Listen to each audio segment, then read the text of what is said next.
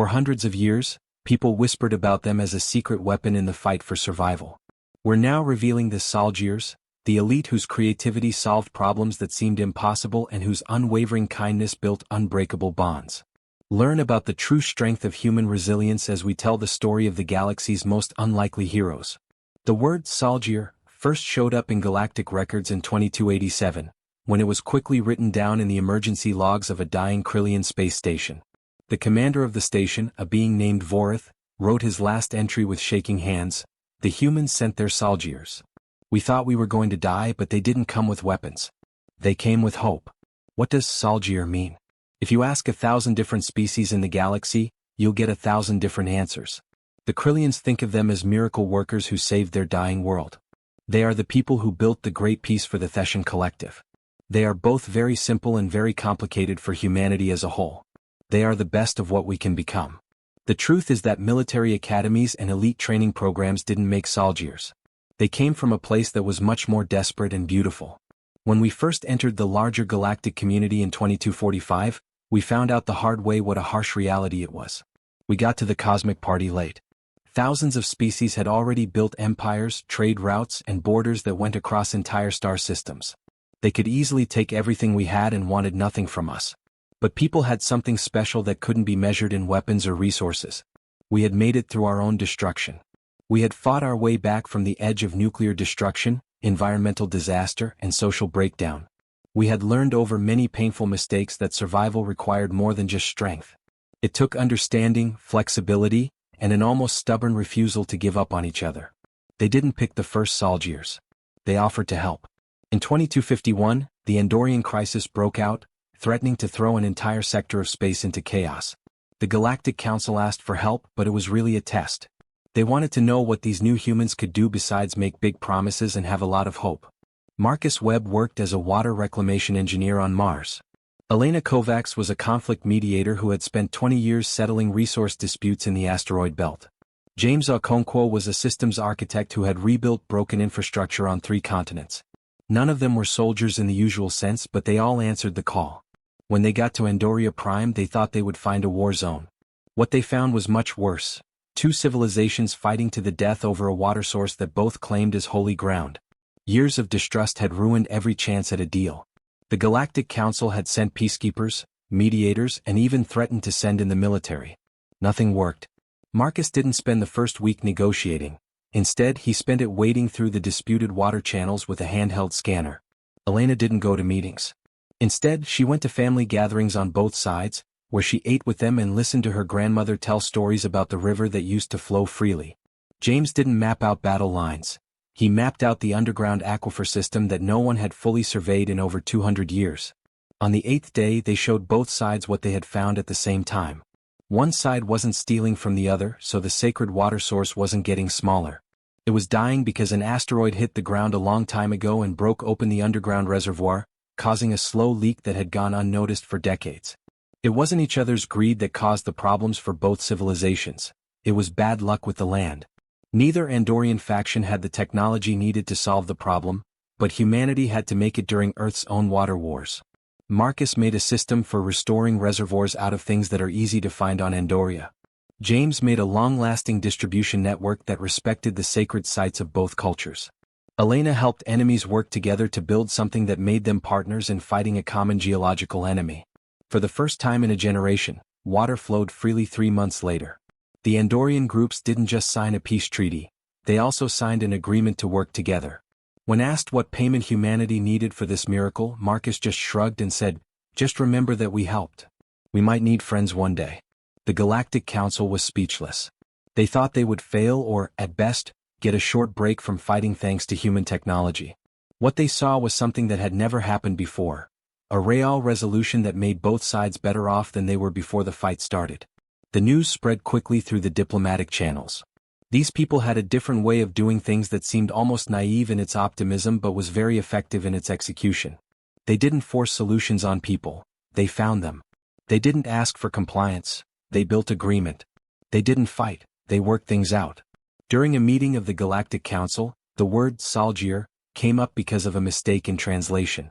A Vrexian ambassador who wasn't very good at human languages tried to say soldier, But the universal translator made a new word because it didn't understand the context of peacekeeping and problem-solving. It stuck. Within a few months, Solgier became the official name for these unique human operatives who fought for peace with the same intensity that others fought for war. But the Andorian crisis was only the start. As word spread about humanity's unusual peacekeepers, more and more people asked for Solgier's help. Long-standing cultural misunderstandings, resource conflicts, and old feuds suddenly had a way to be resolved. The Solgiers were changing from people into something more. They were turning into a movement, a way of thinking, and a new way to deal with the galaxy's oldest problems. The Solgier Corps was officially formed in 2260, but it didn't look much like any other military group. There were no ranks, uniforms, or parade grounds. People from all walks of life applied: teachers, farmers, doctors, mechanics, and artists. There were only 3 requirements: a history of solving hard problems, a real desire to help others, and the ability to see opportunities where others saw only problems. They trained not in fighting but in radical empathy. They learned how to understand the minds of aliens, how to talk to people from very different cultures, and how to find common ground in situations that seemed impossible. They learned 100 other things that had nothing to do with weapons and everything to do with building bridges, like how to resolve conflicts, restore the environment, and manage resources. The galaxy was about to find out that our greatest strength wasn't our ability to hurt others. We were stubborn, sometimes foolish, and often beautiful in our refusal to believe that any problem was truly unsolvable. The Solgiers were the embodiment of this spirit, and they were just getting started. The Vortex dispute in 2265 was the real test of the Solgier philosophy. It was so bad that it almost started the first major interstellar war in over 300 years. For generations, 3 species worked together to run the Helix Nebula mining colonies: the methodical Corvinites, the aggressive Drax Consortium, and the spiritual Lumini Collective. They worked together in a tense but useful way, each getting different resources from the huge gas clouds and asteroid fields that made the nebula so valuable. Then in Sector 7, resonance crystals were found. This find was so valuable that it changed the way the whole region thought about its economy. These crystals could change the way we travel faster than light, making all of our current technology useless in a matter of hours. Whoever had control over them would change how trade worked in the galaxy for the next 1,000 years. At least 17 different ways, all 3 species said they had exclusive rights to Sector 7 based on old treaties that didn't agree with each other. In a matter of weeks, mining fleets turned into military fleets. Enemies came from trade partners. When each species showed historical documents proving their exclusive claim, some going back more than 2,000 years, the Galactic Council's attempts at mediation fell through. Military experts thought that a war in the Helix Nebula would involve many allied species and make trade routes unstable in 3 sectors. Economic forecasts said that a war could lead to a recession in the whole galaxy. The Council, out of options and desperate, did something they had never done before. They gave the Solgiers full power to solve the crisis by any means necessary, but there was one condition: no military action. Dr. Rachel Park, a geologist who had mapped underwater volcanic systems on Europa, was in charge of the team that got to the Helix Nebula. Thomas Briggs, an industrial ecologist who had turned toxic waste sites into thriving ecosystems, and Maya Patel, a cultural anthropologist who worked to settle land disputes between indigenous people on Earth, came with her. The galaxy thought they would fail. Military leaders on all sides got ready for war while publicly working with the Solgier investigation. Weapons were being moved into position, alliances were being made, and battle plans were being improved behind closed doors. Rachel's team didn't start with the claims to land. They began with the crystals. They spent 3 weeks doing detailed surveys of Sector 7, looking at not only the crystal deposits but also the whole environmental system of the nebula. What they found changed everything. The resonance crystals weren't just sitting around in the asteroid field, waiting for someone to mine them. They were living. Not in the usual biological sense, but they were part of a complicated life cycle of crystals that depended on the Helix Nebula's special conditions. The crystals formed when gases from the core of the nebula, minerals from the asteroid belt, and energy pulses from a nearby pulsar all came together. The big discovery that Thomas made changed the whole argument. The process of forming crystals was getting worse. Mining for hundreds of years had upset the fragile balance of the environment that crystals need to grow. If mining continued as it is now, the crystals would stop forming in 50 years. The 3 kinds of animals weren't fighting over a treasure. They were fighting over the last bits of a system that was dying. Maya, on the other hand, was doing things that the military leaders thought were a waste of time. She was talking to the families of miners, going to cultural events, and learning about the deep historical ties each species had to the nebula. She learned that the Corvinites had old songs about the living stones that sing in the dark. Crystals born from star breath and stone blood were the subject of warrior poems by the Dracs. The Lumini called the nebula the womb of eternal light in their spiritual writings. Each culture had come to the conclusion on its own that the crystals were part of something bigger and more valuable than just money. But in their hurry to claim ownership, they forgot what they knew. Rachel showed all three species her results at the same time in a joint session that had never happened before. The holographic displays showed the crystal life cycle in amazing detail, showing how mining operations were slowly killing the very thing they were trying to control. She showed projections. Unlimited mining meant 50 years of wealth, then nothing. The crystals could keep forming for thousands of years, though, if they worked together to restore the nebula's balance. The choice was clear. You can fight a war for a short time of wealth or work together for a long time of wealth. First to speak was Corvax, the Corvinite first director, who was very old. You're asking us to put our future in the hands of our old enemies. No, Maya said softly. I'm showing you that your future depends on realizing that your enemies are in the same situation as you are. You can be enemies fighting over scraps or partners sharing a lot. Thomas showed off his plan to restore the environment. It was smart because it was so complicated and pretty because it was so simple. Each species would bring their own special skills. Corvinite precision engineering to fix broken asteroid structures, Drax industrial capacity to filter and recycle nebula gases, and Lumini energy manipulation techniques to make the pulsar's good effects even better. The mining would go on, but in a different way. Instead of 3 separate operations, there would be one system that worked with the crystal life cycle instead of against it. The profits would not be divided up based on random territorial claims, but based on how much each person helped restore and keep the nebula environment. But the real genius of the Solgier proposal wasn't in the technical parts. The way they changed the whole conflict was what made it work. Rachel's team had turned a fight over land into a partnership that was good for the environment. There was no longer a winner and a loser. There was no way for everyone to win or lose. The talks that followed were very tense. Lawyers fought over how to put things into action. Scientists argued about how to measure the environment. Cultural leaders were worried about keeping their people's traditions and dignity. But something important had changed. They weren't fighting over who owned Sector 7 anymore. Together they were making plans to save it. The Helix Accords were signed on a neutral station 6 months after the Solgiers got there. The agreement made the first real joint interspecies environmental management zone in the history of the galaxy. Environmental studies, not political negotiations, set mining quotas. Profits were put back into restoring the ecosystem, and the rest of the money was given out based on how much it helped the nebula's health. The effect on the economy was more than anyone had expected. The 3 species worked together to come up with better ways to mine that not only made more crystals but also hurt the environment less. Their work together led to new technologies, the growth of spin-off industries, and the Helix Nebula became a model for how to manage resources across the galaxy. But the real change went deeper. Engineers from Corvinite started to teach students at Drax. Drax workers went to Lumini meditation sessions to learn more about the spiritual meaning of their jobs. Corvinite scientists and Lumini mystics worked together to learn more about the crystals. People who used to be enemies became co-workers, then friends, and finally something like family. 10 years later, a child was born on one of the joint mining platforms. She was the daughter of a Corvinite mother and a Drax father. The Lumini elders blessed her in a ceremony that workers from all 3 species attended. In honor of the sector that brought her people together, she was given the name Harmony 7. The Vortex dispute set the stage for what is now known as the Solgier Doctrine, but no Solgier ever wrote it down as an official policy. The principles came about naturally from their way of doing things. Understand the whole system, not just the surface conflict. Look for solutions that are better for everyone, not just compromises that leave everyone unhappy. Build relationships, not just agreements. Think in generations, not quarters. And most importantly, never accept that conflict is inevitable when cooperation is possible. Galactic military academies started using the Helix Nebula resolution as an example of how to think strategically. The diplomatic corps used Solgier methods in their training. Economic think tanks looked at how working together to protect the environment made more money than competing to use it. But for the Solgiers, the Vortex dispute only confirmed what they already knew: the galaxy's problems could be solved. They just needed to think and act in a different way.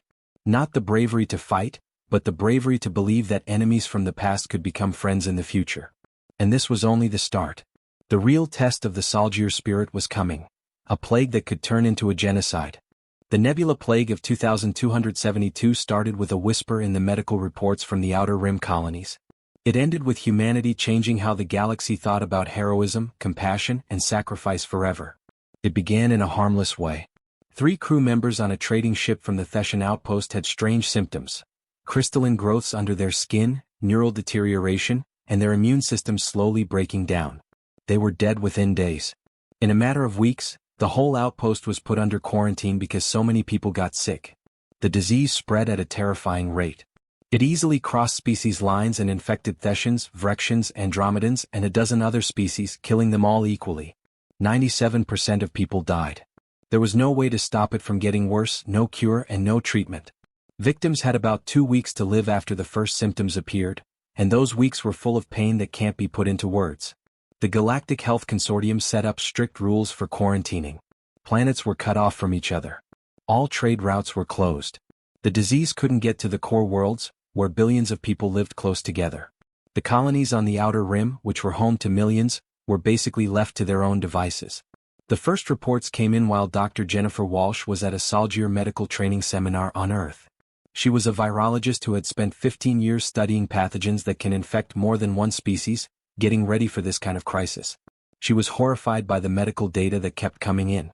Not only was the disease deadly, but it also had terrible effects on the people who had it.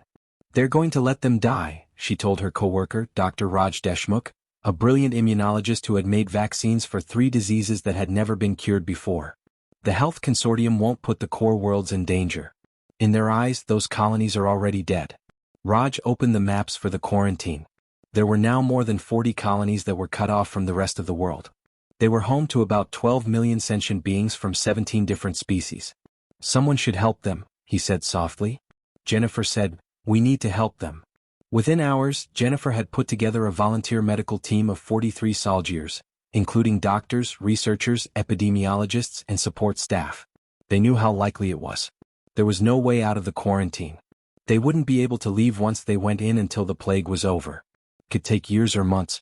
And there was no way to know for sure that they wouldn't all get sick themselves. The mission was not approved by the Galactic Council. They said it was too risky. It wouldn't help anyone to lose Solgier medical staff. The chance of the disease spreading was too high. It would be better to use the resources to get the core worlds ready for a possible outbreak. Jennifer's answer became famous. She looked straight into the camera and said, "We didn't ask for permission," in a message sent over diplomatic channels. "We asked for a ride. You can give it to us or we'll figure it out on our own. But we're going. That's just how we do things. We don't give up on people just because it's hard to save them." The council gave in, but just barely. An automated cargo ship would take them to the quarantine area. No crew would take the risk of being exposed. Drones would drop supplies to them if they needed them. They were by themselves. When the medical team got to Theshan Outpost 7, they saw a vision of hell. There were too many dying patients in the hospital. People were burning bodies in big crematoriums. Families gathered together, waiting for signs of illness to show up. The medical staff in the area were tired, scared, and losing hope. Jennifer's team didn't waste any time. They set up mobile labs, made rules for research, and started the long process of studying the pathogen. But they also did something that the galactic medical establishment had forgotten because they were scared. They took care of the dying. Raj spent 14 hours a day in the isolation wards, not just collecting samples but also holding hands, saying comforting words, and making sure that no one died alone. "Science is important," he told a young Thesian nurse who was crying because her 10th patient had died in as many hours. "But kindness is important too. Sometimes the only thing we can do is be kind." 3 weeks into their mission, they made a big discovery. Dr. Lisa Chin, a molecular biologist who studied how viruses change over time, saw something strange. The disease didn't kill its hosts by directly damaging their tissues. It was causing a terrible autoimmune response in which the body's own defenses killed it from the inside. "It's beautiful in a terrible way," Lisa told the group. "The pathogen basically hacks the immune system and makes it work against itself. That is why it is so easy for it to cross species lines. It doesn't have to change to fit different body types. It just needs to turn on the right switch." It didn't provide a cure right away, but it did change the way we looked at the problem. They didn't need to kill the pathogen. They needed to calm the immune response without making patients vulnerable. It took a careful mix of immunosuppressants, gene therapy, and other drugs that could reset the immune system's threat recognition protocols. Jennifer was the first person to take the test. She had been exposed during an emergency surgery and was starting to show signs of illness. She said calmly as Raj got ready to give the injection, "If this works, we have a treatment. If it doesn't, we learn from my mistake. We move on no matter what." The team watched Jennifer's vital signs for 18 long hours. The crystals stopped growing. The neural markers became stable. Her immune system readings slowly went back to normal. She was weak but getting better by the second day. On the fourth day she was back in the lab making the treatment plan better. The treatment wasn't great. It needed early intervention, exact dosing for each species' physiology, and resources that were hard to come by in the quarantine zone. As they got better at their methods, the death rate went down from 97% to 42%, and then to 28%. The galaxy didn't want a miracle cure, but it gave them hope when there was none before. But coming up with a treatment was only half the battle. They had to make enough of it to treat millions of patients in 40 colonies that were spread out and had few resources and no help from outside the quarantine zone. This is where the Solgier team showed what made them so special. They didn't have advanced pharmaceutical manufacturing facilities. They had cargo holds, makeshift chemistry labs, and willpower. Dr. Marcus Lee, a chemical engineer who had worked in asteroid mining before, changed the treatment synthesis process so that it could use materials that were already available in the area. Dr. Amara Okonkwo, an expert in logistics, set up a distribution network that used salvaged spacecraft and volunteer pilots from the quarantined populations. Dr. Hiroshi Tanaka, a medical trainer, made a crash course in how to give treatment that anyone with basic medical knowledge could use to do it safely. The quarantined colonies went from being death camps to places of hope. Theshan pilots flew treatment runs to stations that were far away. Vrexian engineers changed their factories so they could make medicine. Many Andromedan volunteers, some of whom had lost family members to the plague, worked in makeshift hospitals on dozens of worlds. People who used to be strangers worked together for a common goal. Species that had never met before found common ground in their pain. Ironically, the plague was bringing people together in ways that centuries of peace had not been able to. The Galactic Health Consortium finally recognized what Jennifer's team had done 6 months into the crisis. The nebula plague was stopped. The death rate had dropped below 15% and was still going down as treatment protocols got better. The work of Solgier Innovation and quarantine communities working together had saved more than 9 million lives. The council said they would help the medical team leave. They had done what they were supposed to do and more. They could leave with their heads held high. Jennifer's answer was quick and strong. "We're not leaving until every patient gets care and every colony has trained medical staff to deal with future outbreaks. We came here to fix a problem, not to look cool." The problem is still not fixed. 4 more months went by. 4 months of training local doctors and nurses, setting up long-term drug production, and making systems that can warn people about future outbreaks. The Solgier team didn't get to go back to parades or medals when they finally left the quarantine zone. They went back to their regular jobs, already thinking about how to use what they had learned to solve other medical problems. But the galaxy didn't forget. The people who lived through the nebula plague told their kids about the humans who came to help when everyone else left. About the doctors who put their lives on the line not for fame or money, but because people needed help. About Jennifer Walsh, who gave herself a deadly disease to see if a treatment worked. About Raj Deshmukh, who held the hands of people who were dying from more than a dozen different diseases.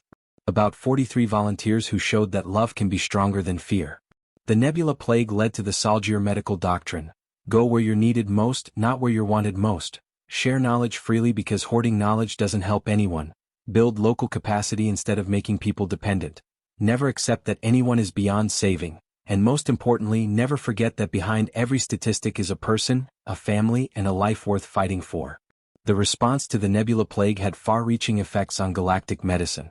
The treatment plans that were made during those desperate months became the norm for care across the galaxy. The volunteer networks that were set up during the crisis turned into permanent frameworks for interspecies medical cooperation. The Solgier's training programs served as the basis for systems for responding to pandemics in the galaxy. But maybe the most important effect was on philosophy. The galaxy had seen humans go through a crisis that had no glory, no profit, and a lot of danger. They had seen Solgiers choose to help others instead of protecting themselves. They had seen proof that the best of the human spirit didn't measure success by how many people they killed or how much money they made, but by how many lives they saved and how much suffering they eased. Other species started to think about what else might be possible if we faced our problems with that kind of bravery. What problems that seemed impossible to solve might be solved with kindness and creativity. What walls between species might fall down if we stopped seeing each other as aliens and started seeing each other as people who deserve to be saved. The Solgiers were showing the galaxy a new way to tell how strong something was. And the lesson was taking root in ways that would change the world. To understand how the Solgiers changed the galaxy, you first need to know what set them apart from all the other groups in galactic history. Their training was revolutionary, but it wasn't what they did. It wasn't their accomplishments, even though they were impressive. It was something simpler and deeper. They really cared about each other in a way that went beyond professional courtesy and became more like family. The Solgier training complex on the moon of Earth didn't look like a military school. It looked like a community center and a college campus put together. There are no drill instructors yelling at people to be disciplined, no parade grounds, and no obstacle courses that are meant to break people down. Instead, there were workshops where people worked together, meditation gardens, programs where people from different cultures could meet and learn from each other, and most importantly, shared living spaces that encouraged real connection. Daniel Torres came to the complex in 2277 with a lot of experience. He had a degree in structural engineering from MIT, had worked for 5 years rebuilding infrastructure in areas hit by disasters, and had 3 recommendations from Solgier veterans who had worked with him on the Arctic restoration project. He thought he would get a lot of training. He got something else entirely. On his first day, Daniel was not put in a class but in a cooking rotation. He was in a huge kitchen with 15 other new candidates, none of whom he had ever met before, getting ready to cook dinner for 200 people. "I'm an engineer," he told the woman next to him, who was chopping vegetables with such skill that it looked like she had been trained as a doctor. "I didn't come here to make food." Dr. Sarah Lindholm smiled, but she didn't look up from her cutting board. "Me neither. I study other life forms. But I learned this on my first day. If you can't work together to feed people, you won't be able to work together to save them. Start with the small trust and work your way up to the big trust." Daniel learned his first lesson in the Solgier way of life from that. They taught him to work with people he didn't know, trust them with important tasks, and build relationships through shared goals before they taught him more advanced ways to resolve conflicts or communicate with other species. The groups that trained were meant to be different. Daniel's group included Kenji Yamamoto, a former disaster response coordinator from Japan, Fatima Hassan, a water systems engineer from Somalia, Lucas Anderson, a social worker who had helped gangs get along in Sao Paulo, and Maria Gonzalez, an agricultural scientist who had made crops that could survive droughts in Central America. They came from different cultures, backgrounds, and areas of expertise. What they had in common was a history of solving tough problems and a real desire to help others. The Solgier Corps didn't care what your credentials were. They cared about who you were. Daniel had never been through anything like the training before. In the past, military training would break you down and then build you back up. Solgier training was based on the idea that you were already good at what you did and wanted to learn more. They spent weeks learning how to speak alien languages, not by memorizing them but by living with holographic cultural simulations that taught them how to think in Vrechian logic patterns or Thesian emotional frameworks. They learned how to solve problems not by reading books, but by looking at real-life Solgier missions and figuring out what worked and what didn't. But the hardest training was in how to be empathetic. They named it the Walk in Shadows program, and it was very hard on the heart. Candidates used advanced neural simulation technology to see life through the eyes of other species, cultures, and worldviews. You didn't just learn about Corvinite logic. You lived like a Corvinite for a week, taking in their sights, sounds, and feelings as well as their cultural background. Daniel lived as a Drax warrior for 3 days, feeling the constant pressure to show strength, the shame of being seen as weak, and the complicated honor codes that governed every interaction. He came out with a deep understanding of why Drax culture often clashed with species that worked together. He knew how to talk to them in ways that they would respect, which was even more important. It was a life-changing and sometimes traumatic experience. Maria spent a week in a simulation of life in a quarantine plague colony, where she felt the fear, loneliness, and hopelessness of watching loved ones die. She came out of it with a deep understanding of why Jennifer Walsh's team had to leave and why it would have been wrong to leave those colonies. They helped each other get through the hard simulations. When Lucas came out shaking after living as a refugee fleeing violence between species, Kenji sat with him for hours, just being there for him. When Fatima broke down after a simulation of riots caused by a lack of water, the whole group quietly comforted her, knowing that sometimes the bravest thing you could do was admit that you were in pain instead of hiding it. This is where the connections were made. Not through fake team-building activities, but through real vulnerability and support from each other. They saw each other at their most real and honest. They made room for each other's problems. They cheered on each other's successes. Daniel's group of co-workers wasn't just a group of co-workers by the time they finished the empathy training. They had changed into something deeper. They knew what scared and excited each other. They knew what the other person was good at and what they were bad at. They had a level of trust in each other that only comes from being truly seen and accepted. The training for practical skills built on this. They learned how to improvise in a crisis by solving fake problems with limited resources and unclear information, not by following rules. They learned how different species communicate by having real conversations with alien diplomats who came to visit and brought real cultural problems. They used what they had learned in class to fix damaged ecosystems near the training complex. But the most important thing they learned was how to change. Solgier missions never went as planned. The skill that set successful Solgiers apart from those who didn't make it was the ability to change their minds, rethink their plans, and find new ways to solve problems when the ones they had didn't work. The final exam wasn't a real test. It was a job. Each group was sent to deal with a real, ongoing problem in the solar system. Daniel's team was told to help settle a fight between Mars colonists and Titan mining companies over helium-3 extraction rights that were hurting Saturn's rings. They didn't have a script or a set plan. All they had were the skills they had learned in each other. For 3 months they lived on a neutral station between Mars and Titan. They talked to miners and colonists, looked at data on how the environment would be affected, studied economic models, and looked for a solution that would make both sides happy. There were times when things got better and times when they got worse. Maria said they were working on the wrong problem when negotiations came to a halt after 2 months. "They're not really arguing about extraction rights," she said during a late-night meeting to plan. "They're fighting over who should be in this solar system. The colonists think the miners are just passing through and taking resources. The miners think of the colonists as gatekeepers who limit their chances." That new way of thinking helped them come up with a solution. A joint venture that gave Titan miners the chance to live permanently on Mars colonies and Mars colonists a share of the mining profits. It wasn't perfect, but it turned enemies into partners who had the same goals. Daniel's group didn't graduate when they came back to Earth. There was no ceremony and no diplomas. They just got new jobs and became full Solgiers. The training never really ended. Every mission taught us something new, and every challenge showed us where we were still confused. But the friendships that were made during training lasted forever. Daniel could still call Sarah for help with xenobiology, Lucas for ideas on how to get people involved in the community, or Fatima for advice on how to manage water when he was in charge of a complicated environmental restoration project on a faraway alien world. He could even call them at 3 a.m. when he felt like he couldn't handle the weight of his responsibilities, and they would understand in ways that no one else could. Military analysts always missed this Solgier secret when they looked at Solgier methods. It wasn't better tactics or more advanced technology that made it work. It came from relationships that were so strong that failure meant letting down family, from bonds that made you better than you could ever be alone, and from trust so deep that you could build impossible solutions together. Over the years, the Solgier community made its own culture. One of their customs was the Remembrance Wall, where every Solgier who died in service was remembered not with military precision but with stories about their quirks, humor, and humanity. They had rules like the kitchen table protocol, which said that big decisions should not be made in formal meetings but over meals where everyone was equal and anyone could have the best idea. They helped each other's families. When Marcus Chin died in a terrible accident while doing a geological survey, his fellow Soldiers didn't just go to his funeral.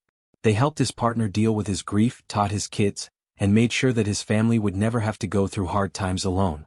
It wasn't policy, it was love. New soldiers quickly learned that being a part of the Corps was about more than just a job. You now have hundreds of brothers and sisters across the galaxy. They would drop everything to help you, celebrate your successes as if they were their own, and cry real tears when you lost. This family bond made things better and better. Teams work better when their connections are stronger. The more successful the teams are, the more impressive their accomplishments are. People wanted to join because their accomplishments were so inspiring. In 2285, there was a lot of competition to get into Soldier training, but it wasn't because of the money or the fame. People wanted to be a part of something meaningful and belong to a community that stood for the best of what people could be. Other species were interested in this change and, at times, jealous of it. They had professional groups, military units, and diplomatic corps, but none of them had this level of real connection.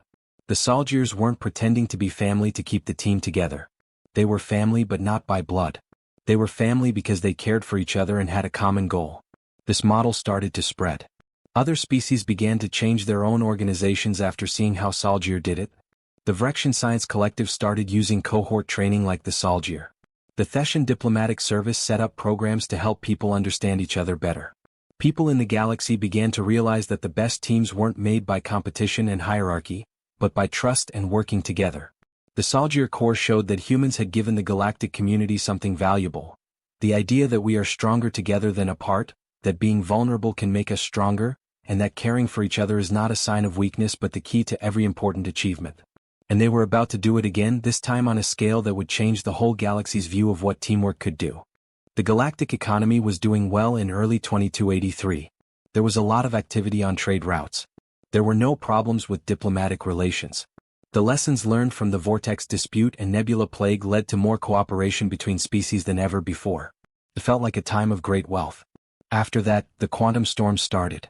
They began as small changes in the fabric of spacetime near the galactic core that long-range sensors could barely pick up. Within weeks, they had grown into huge problems that made it impossible to travel faster than light through whole sectors. Trade routes that had been open for thousands of years suddenly became blocked. Colonies that relied on regular shipments of supplies were cut off. The storms weren't real. That much was agreed upon by the smartest scientists in the galaxy. Something was making spacetime itself unstable, causing failures that spread like cracks in glass. If the storms kept getting bigger, they would eventually make it impossible for people to travel between stars in the whole galaxy. Everyone knew that civilization would fall apart. The Galactic Science Council brought together the smartest people from 50 different species, including 3 who had won Nobel Prizes and 2 who were thought to be the smartest of their own kind. They spent 6 months looking into the problem and came to a scary conclusion. They didn't know how to fix it. Something that is not yet known about physics caused the storms. It took more processing power than all the supercomputers in the galaxy put together to even figure out how to map the event. Some of the suggested solutions were impossible, while others were just funny. One well-known scientist said they would need to completely change the laws of physics, which was a little more doable than just wishing the storms away. People started to panic. Colonies that were cut off from the rest of the world began to ration their supplies. Core worlds kept resources to themselves. Some species started talking about what they would do if they were permanently cut off from the rest of the galaxy, which they knew was going to happen. There were emergency meetings of the Galactic Council that turned into shouting matches as species pointed fingers at each other for the crisis. Some people said it was because of too much FTL travel over thousands of years. Some people said it was because of tests of experimental weapons. Some people who believe in conspiracy theories said it was planned sabotage. No one had any proof of anything except that they were all going to die. Kenji Yamamoto, the disaster response coordinator who had trained with Daniel Torres, stepped into this mess. Kenji was not a physicist. He wasn't a scientist who studied the universe. His job was to get people to work together during crises when communication had broken down and panic was about to take over. Kenji told the Galactic Council during a public meeting that was being broadcast across all of space, "We're solving the wrong problem. We're working on this like scientists do in a lab. But this isn't a problem that can be solved in a lab. It's a problem with coordination." The main Vrexian scientist, Varix, who had 17 advanced degrees, was angry at the idea. With all due respect to human hope, this is a scientific problem that needs scientific answers. Kenji said, "I agree," in a calm voice. "But you just said that your science can't fix it by itself. You need more computing power than you have, measurements you can't take and calculations that are too hard for you. You need every species, every research center, and every computer in the galaxy to work together at the same time. That's not a problem with science. That's a problem with people. Solgiers fix problems that people have." It was a bold suggestion.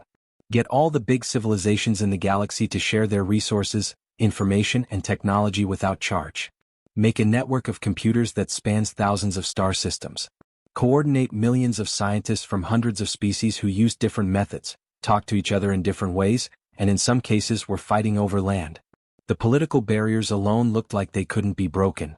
Species that had made peace with each other but still didn't trust each other. Civilizations that had made technological advances they thought were too valuable to share. Research institutions are competing for funding and prestige. It was probably harder to get them all to work together than it was to solve the physics problem. But Kenji had a secret weapon. The network of relationship Solgiers had built over decades of working on problems that seemed impossible. When the Vortex Dispute was over, Corvinites, Drax, and Lumini became friends. After the Nebula Plague was over, the species that lived through it learned to trust each other.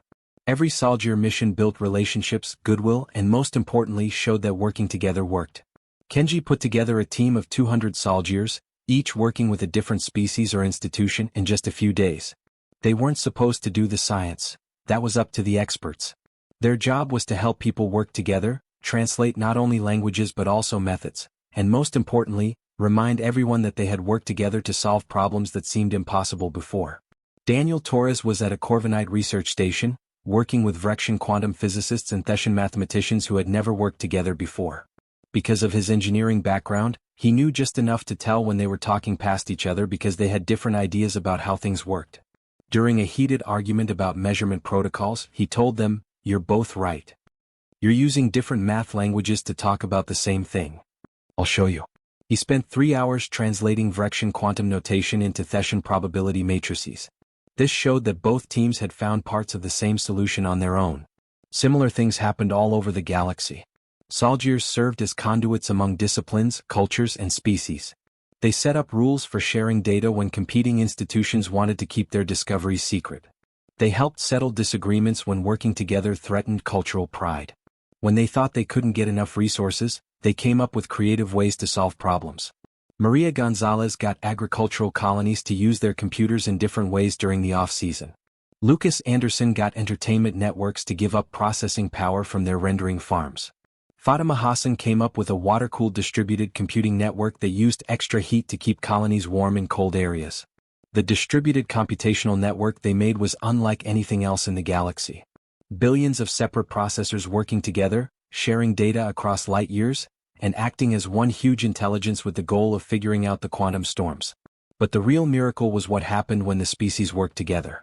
Corvinite engineers found that Drax industrial methods could make their precision tools work better. Thetian emotional intelligence helped Vrexian logicians see patterns that their strict logic had missed.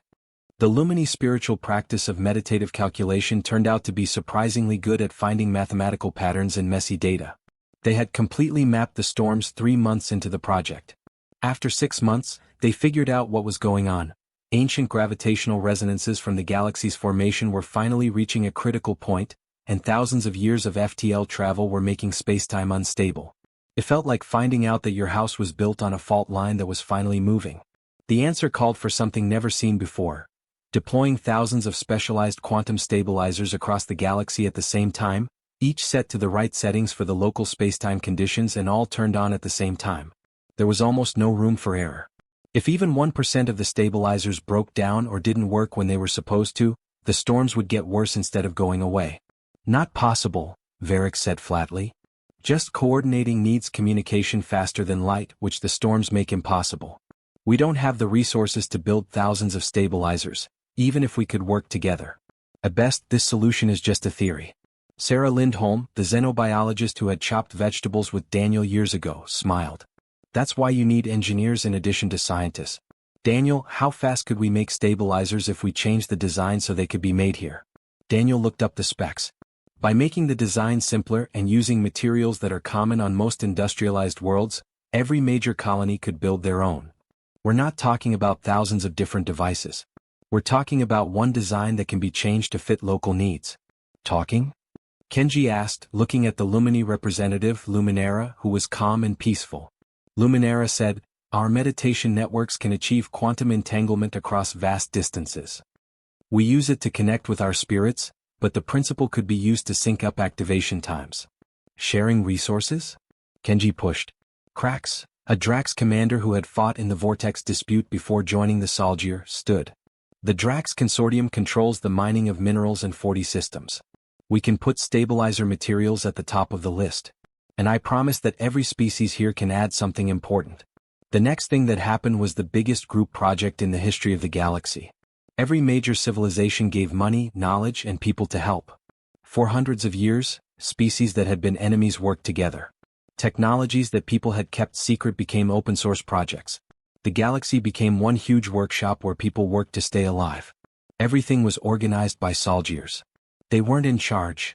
No one group could keep track of billions of people on thousands of worlds. But they helped, mediated, translated, and, most importantly, kept hope alive when things got too complicated for everyone. There were problems. During testing, 3 stabilizers broke, which meant that they had to be redesigned quickly. A big manufacturing colony lost power for a week, which set them back. After a fight over territory, 2 species almost gave up on the project. Solgier problem solving was used to deal with each crisis. When production fell behind, Sarah got medical professionals who were between jobs to volunteer to help out. When political tensions rose, Lucas used what he learned from gang conflict resolution to help leaders find compromises that would save face. Daniel and his engineering team worked around the clock to find solutions when technical problems seemed impossible to solve. Kenji stood in the coordination center the night before the synchronized activation and watched feeds from thousands of worlds showing stabilizers being put in place. There were people from every major civilization. Many billions of beings had helped make this happen. "Whatever happens tomorrow," Varric said softly, appearing next to Kenji, "we have done something amazing. We have all worked together as one galaxy." The activation sequence started at 0600 Galactic Standard Time. Lumini meditation networks created quantum entanglement on thousands of worlds. Stabilizers turned on at the same time, perfectly. The distributed computational network kept track of each device, making adjustments for changes that happened in microseconds. For 17 minutes it looked like nothing was happening. Then, slowly, sensors showed that the quantum storms were starting to fade away. The changes in spacetime got smaller. The cracks in reality started to close up. By the end of the first day, it was possible to travel faster than light again in areas that had been blocked before. Trade routes were open again by the end of the first week. The quantum storms didn't go away right away, but they were kept under control and slowly got weaker. Not one brilliant idea or one strong species saved the galaxy. Instead, everyone worked together in a way that had never been done before. The results were life-changing. The distributed computational network, which was built during a crisis, became a permanent resource for scientists. The partnerships formed during the production of stabilizers grew into long-term economic cooperation.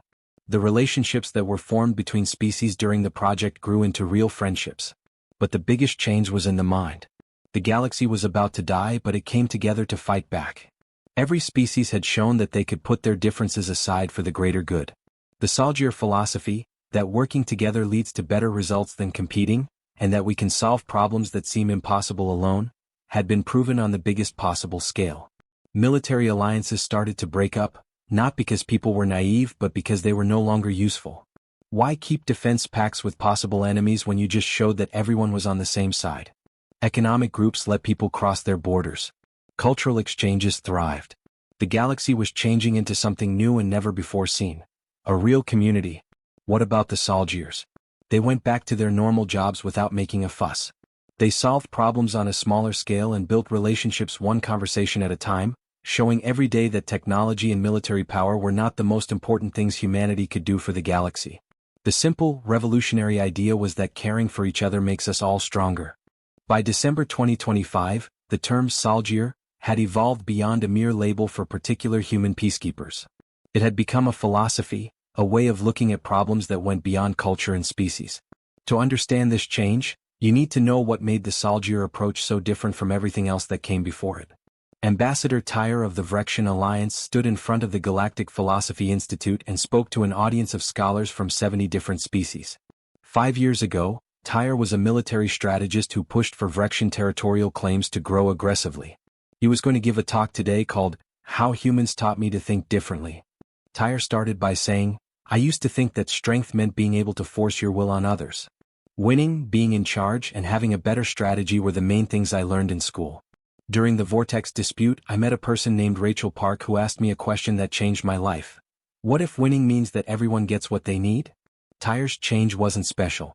Beings who had spent their whole lives in traditional competitive settings were finding out that the Solgier approach worked better than what they had been taught was possible. The main ideas behind what scholars called Solgier philosophy weren't written down in official doctrine. The Solgiers never put their methods into textbooks or training manuals.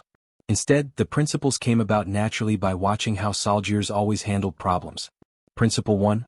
Look at the whole system.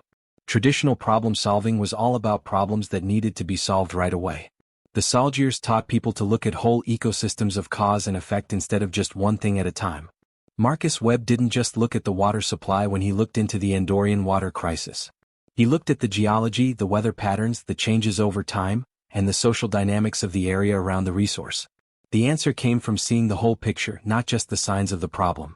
Dr. Eliza Park, a sociologist who looked into Solgier methods, said this: "Most problem solvers are like doctors treating symptoms. Solgiers are like detectives trying to figure out why the disease is there in the first place. They don't just say, "What's wrong?" They say, "What's the story behind what's wrong?"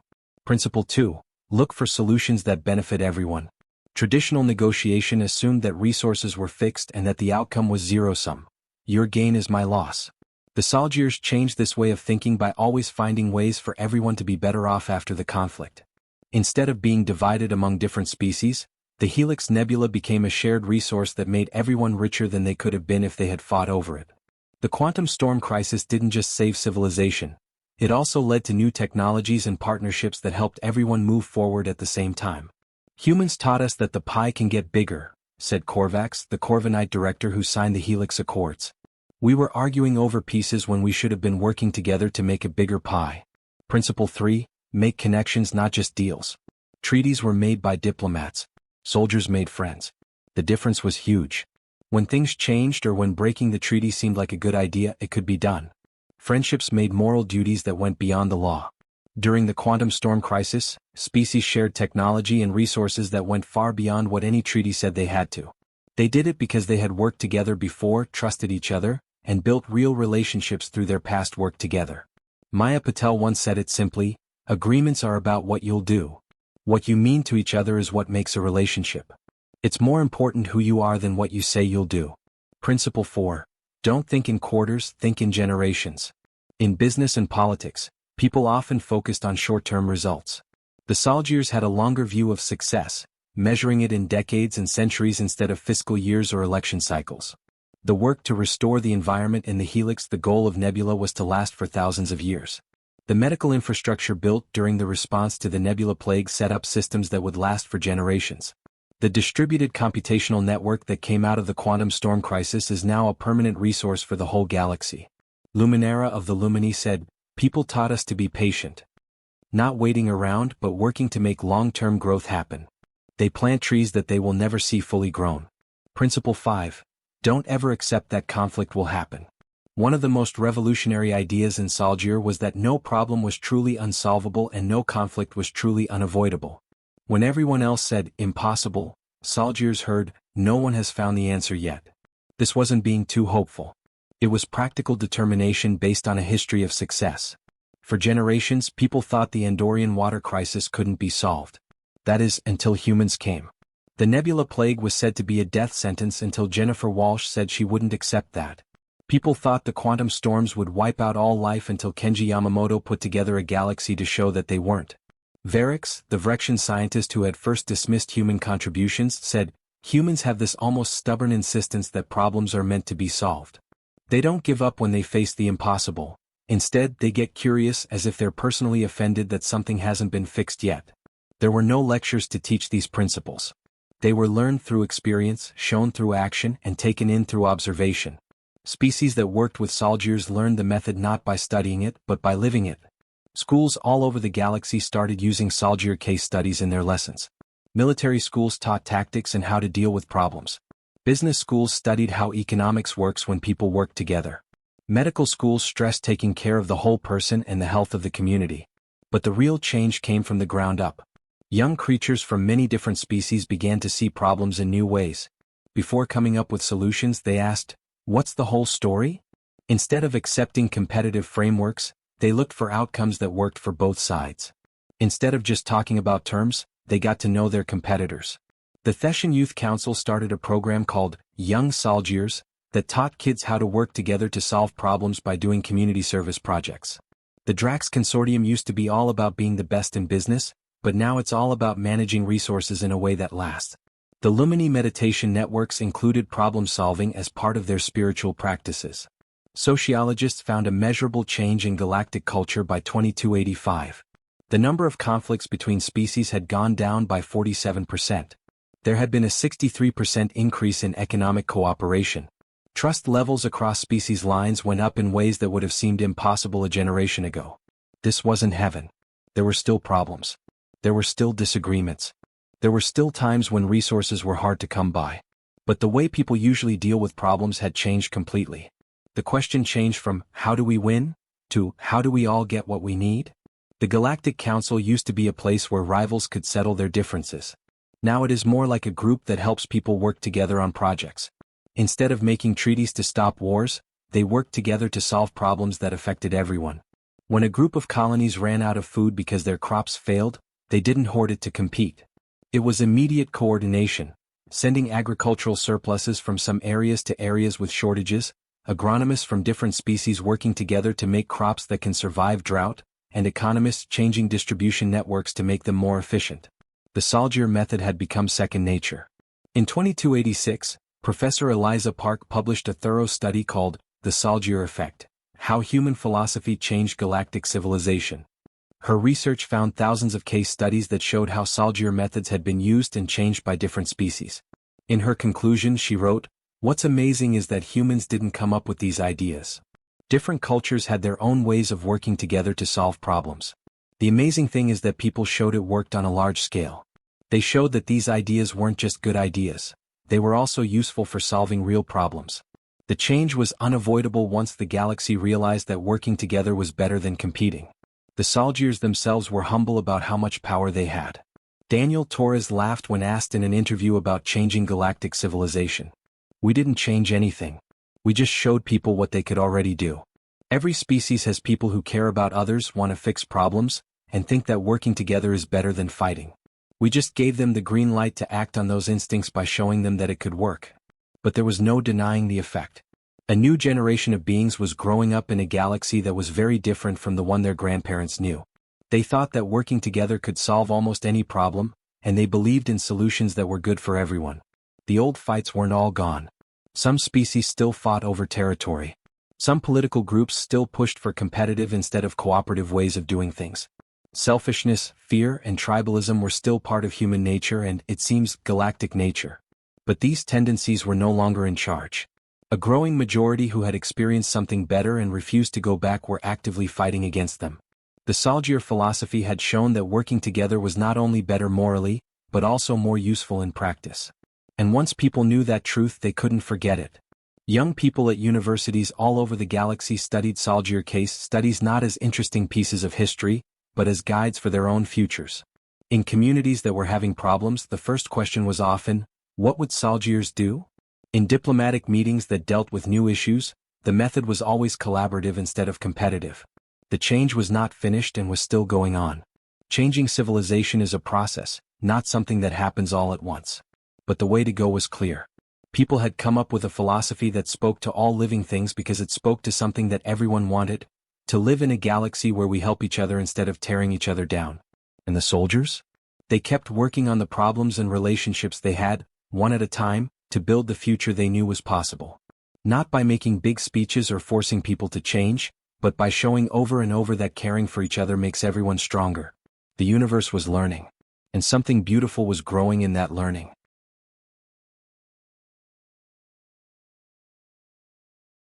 The Xiphron Collective asked Solgier for help with an internal cultural conflict that human values would have solved one way, but Xiphron values required a different approach.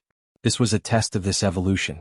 Maria Gonzalez was in charge of the Solgier team, which had to come up with a solution that made her uncomfortable but that really reflected Xiphron's cultural values. Maria said later, "This was harder than fixing the quantum storm problem. It's easier to get people to work together against a common threat than to respect their right to solve problems in a different way than you would. But if Solgier philosophy is really about giving people power instead of forcing them to do things, we have to respect that even when it makes things harder for us." The Solgier core had changed a lot since it first started by 2295. The main ideas stayed the same: systems thinking, solutions that benefit everyone, building relationships, a long-term view, and not accepting conflict as a given. But the application had become more nuanced, more aware of cultural differences, and more humble about the limits of any one method. Problems kept coming up. Economic disparity among species continued to exist despite collaborative structures. Cultural conflicts continued to arise due to irreconcilable values. Even with better management, resources were still limited. The Solgier approach helped deal with these problems better than before, but it didn't make them go away. What it did do was lay the groundwork for dealing with problems without resorting to violence. When problems came up, the first thought across the galaxy changed from, "How do we protect ourselves?" to, "How do we fix this together?" That change, which was small but significant, was the real change that the Solgiers had brought about. The frontier areas were still rough and practical. The core worlds kept talking about philosophical frameworks. New species joining the galactic community brought new ideas that sometimes agreed with Solgier principles and sometimes went against them. The Solgiers changed with the times. They learned from their mistakes, changed their plans and stayed focused on their main goal, to show that working together, when done correctly and with respect, could solve problems that conflict couldn't. They were no longer saving the galaxy. They were teaching the universe how to save itself. And that might have been the most important change of all. In 2298, something amazing happened that would have seemed impossible a generation earlier. A joint Soldier training academy opened on Kepler Station, a neutral space platform that was the same distance from the territories of 7 different species. For the first time, the Soldier program included more than just people. Young people from all over the galaxy applied in record numbers. Not because they wanted to be like people, but because they wanted to be part of what the Soldiers stood for. A promise to solve problems through understanding, working together, and being creative instead of using force. The first group of candidates from different species was very interesting. There was ZYX, a young Corvinite whose analytical mind had changed the way math was used to divide up resources. Kaya was a Drax who had turned her back on her species' warrior traditions to become a conflict mediator. Lyron was a Theshan who was very good at understanding different points of view because he was empathic. Jake Morrison, a third-generation Mars colonist whose parents had worked with the original Solgiers during the Quantum Storm Crisis, was there to represent all of humanity. The training program had changed a lot since Daniel Torres went through it 20 years ago. The main ideas stayed the same, but now they included views from many different species. The Walk in Shadows empathy training had not only human-to-alien simulations, but also Corvinite to Drax, Theshan to Vrexian, and many other combinations. Dr. Sarah Lindholm, who is now the training director, was happy to see the first day of the cohort bonding. "Keep an eye on them," she told Kenji Yamamoto, who had come back to teach crisis management. "They don't want to be human. They want to change into something new together." The new Soldiers had ideas that made the method better in ways that were surprising. ZYX's ability to do math helped make more advanced resource modeling systems. Kaya's knowledge of Drax honor codes led to new ways to make compromises that would save face. Lyron's ability to understand others made it possible for him to build relationships that even the best human mediators had trouble with. Jake Morrison, on the other hand, had to deal with the weight of his family's history. During the Quantum Storm Crisis, his parents had worked as volunteers. He had heard stories about the great things that Solgier had done when he was a kid, and the pressure to live up to that was very high. Jake broke down during a hard simulation exercise in which the group couldn't stop a made-up conflict from getting worse. He said, "We should be better than this," sounding angry. The first generation of Solgiers never failed like this. "Actually," Kenji said softly, "they always failed. You only hear the good things that happen." Before she came up with the plague treatment, Jennifer Walsh lost 17 patients. The first 3 ideas Rachel Park had for the Vortex dispute were turned down. Daniel Torres made mistakes that set him back weeks on his early missions. Perfection is not what makes the difference between failure and success. It's sticking with it. This frankness about Solgier's shortcomings was a step forward. The myths that had grown up around early Solgier successes had set people up for failure. The new generation needed to know that the Solgier's strength didn't come from superhuman powers, but from very human traits like determination, creativity, the ability to learn from mistakes, and a real concern for others. 18 months later, the interspecies group graduated and took a test that would define what it meant to be a new generation Solgier. The Meridian colonies, a group of settlements on the edge of the galaxy, were going through an environmental crisis that was slowly making their worlds unlivable. The issue was complicated. Decades of mining operations had polluted water systems, brought in invasive species to fragile ecosystems, and changed climate patterns on 3 planets. Previous attempts to fix the crisis had failed because the colonies couldn't afford the huge cleanup that was needed, and the wealthier core world saw no strategic reason to help remote frontier settlements that didn't do much for the economy or politics of the galaxy. The new Soldier team may have looked at the problem in a different way than the old one did. They didn't just suggest technical fixes, they changed the whole situation. ZYX looked at the economic flows and found that the Meridian colonies were poor but were on trade routes that could become more valuable as the galaxy grew. Not strategically irrelevant, he told people who might want to invest. They're too early in their strategy. If you help them now, you'll make connections with communities that will be important in the future. Kaya didn't ask Drax industrial companies for money, instead she offered them chances to come up with new ideas.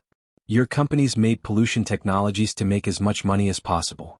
What if you could make clean technologies that could be sold to every business in the galaxy? The Meridian Crisis isn't a problem. It's a research and development lab for the environmental solutions that everyone will need at some point. Lyron worked directly with the people in the colonies, not only understanding their needs but also helping them explain their worth to the rest of the galaxy. He helped organize storytelling sessions where colonists talked about their lives, their dreams, and why they chose to live on the frontier. These stories, which were sent out over communication networks, turned the colonies from vague issues into real communities that people cared about. Jake took care of the logistics, bringing together resources from many places. For example, he got equipment donations from businesses that wanted to get good press, volunteer expertise from retirees who wanted to work on meaningful projects, and materials from governments that were keeping their promises to protect the environment. It took 5 years to clean up. It wasn't as dramatic as stopping the quantum storms or as emotionally charged as fighting the nebula plague. It took a long time and a lot of hard work from thousands of people to get it done. The Meridian colony celebrated not only the restoration of the environment, but also something deeper. They had been seen, valued, and helped by a galaxy that could have ignored them. This happened when the last polluted water system was cleaned up, when native ecosystems showed signs of recovery, and when climate patterns began to stabilize. This is what we needed to prove, ZYX said at the end of the team's meeting. That Solgier philosophy works for everyone no matter who uses it. That cooperation isn't something that people do, but it could happen in space. The success of the interspecies Solgier team sparked a larger movement. More species started to use Solgier methods in their own ways of life. The Corvinites made precision collaboration programs that used their analytical skills to work together to solve problems. The Dracs started honor through service programs that changed the warrior culture from being violent to being helpful and protective. The Thessians took their traditions of empathy and turned them into emotional architecture, which meant making systems and societies that valued feelings as much as logic. These weren't copies of how people Solgier did things. They were real innovations that took the basic ideas and showed them through the eyes of different cultures. The galaxy wasn't becoming more human, it was becoming more cooperative, with each species bringing its own strengths to problems that everyone had to deal with. The Galactic Cooperation Index, which measures how well different species work together in economic, political, and social areas, had reached levels that sociologists a generation earlier would have thought were impossible by the year 2300. The number of conflicts kept going down. There were more and more joint projects. Trust between species grew stronger. People who were young during this time took working together for granted in ways that their grandparents never could. When her teacher asked 12-year-old Harmony 7, the Corvinite Drax child born on the Helix Nebula Station, what she wanted to be when she grew up, she said, a problem solver. Like the Solgiers do. Like everyone should be. Shiro, an old Lumini who was her teacher, smiled at the answer. Shiro had lived through the time before Solgier, when species judged strength by how well they could rule others. He asked, what kinds of problems do you want to solve? All of them, Harmony said with the confident hopefulness of youth. Why would anyone want to leave problems unsolved when we know how to work together? That question, which was both innocent and deep, may have best described the change that the Solgiers had caused. In the past, the question would have been, what problems can we fix? The change to why wouldn't we solve all problems together? Was a big change in how the galaxy thought about problems and opportunities. The new generation of Solgiers learned something from their predecessors that they had to learn the hard way. The philosophy wasn't about making the galaxy perfect. It was about making a galaxy that could deal with flaws through cooperation instead of fighting, that could deal with problems with hope instead of despair, and that could measure success not by individual success but by the success of the whole group. They took this knowledge with them into an uncertain future, ready to face whatever challenges came their way with the same tools that had worked for their ancestors. Creativity, kindness, and an unshakable faith that we can do what seems impossible alone. December 2025. The Earth. The first Solgier training complex on Luna, where it all started decades ago. Commander Jennifer Walsh, who is now 73 years old, stood in front of 1,000 candidates who had come from all over the solar system and beyond. Her hair was silver and her face showed the lines of a life spent in service. But her eyes still had the fire that had driven her into a plague zone when everyone else ran away. She started by saying, "You came here because you heard stories. Stories about people who saved civilizations, stopped plagues, and stopped wars. You want to learn what a Solgier really is. You want to be one." She stopped and looked at the excited faces of a dozen different species. "Here's the truth that might let you down. A Solgier is just someone who won't accept that problems can't be solved. That's all. No special powers. No hidden training. Just regular people who care enough to try and are too stubborn to give up when others do. A young person raised their hand. But the successes, stopping the quantum storms and curing the nebula plague, they weren't normal. Jennifer agreed, saying, the achievements weren't ordinary. But the people were. Rachel Park was a geologist who liked to hike and read bad science fiction books. Marcus Webb had a collection of old watches. I make sweaters for my grandkids. We aren't heroes from stories. We are just people who thought that other people's problems were important enough to do something about them. She pointed to the wall behind her where there were thousands of names. Every Solgier who has ever served, whether they are alive or dead, human or not. Each name here is for someone who made the same choice. To look at a problem and say, I can help with that, instead of, that's not my problem. The only thing that makes a Solgier special is that they keep making that choice, even when it's hard, scary, or they don't know if they'll succeed. People were having similar conversations all over the galaxy. Kenji Yamamoto was teaching a class on Proxima Station how to coordinate during a crisis. Daniel Torres was teaching young engineers on a Corvinite research ship. Sarah Lindholm was in charge of workshops on the Theshan homeworld that helped people from different species understand each other better. The first group of Solgiers was getting older and moving away from active missions to become teachers and advisors. Their impact, however, continued to spread through the thousands they had trained, the millions they had helped, and the billions who had seen what working together could do. The restored ecosystems thrived in the Meridian colonies. Kids who had grown up breathing polluted air now played in forests that showed how well nature can heal itself when it gets the chance. The three groups that almost went to war in the Helix Nebula now hold an annual festival to celebrate the signing of the Accords. Young Corvinites, Drax, and Lumini who had never seen their grandparents fight worked together on projects that kept making money for everyone. On planets that survived the Nebula Plague, doctors trained in methods created by Jennifer's team saved lives every day with infrastructure that was built during that time. The trauma was gone, but the systems of care were still there. The quantum storm crisis led to the creation of a distributed computational network that now made it possible for scientific research, educational exchanges, and cultural programs to connect the galaxy in ways that would have seemed impossible a generation ago. You could see the fingerprints of Solgier philosophy everywhere, putting cooperation ahead of competition, putting building relationships ahead of solving problems, thinking long-term instead of short-term, and, most importantly, refusing to believe that any challenge was truly impossible to overcome. But maybe the most important thing he left behind wasn't any one thing he did. It was the slow change in how people in the galaxy saw themselves and each other. Ambassador Tyre of the Vrexian Alliance, who is now retired, spends his days writing about how he went from being a military strategist to an advocate for cooperation. He wrote, "The soldiers didn't change who I am. They helped me become the person I always could have been. They let me care about more than just winning.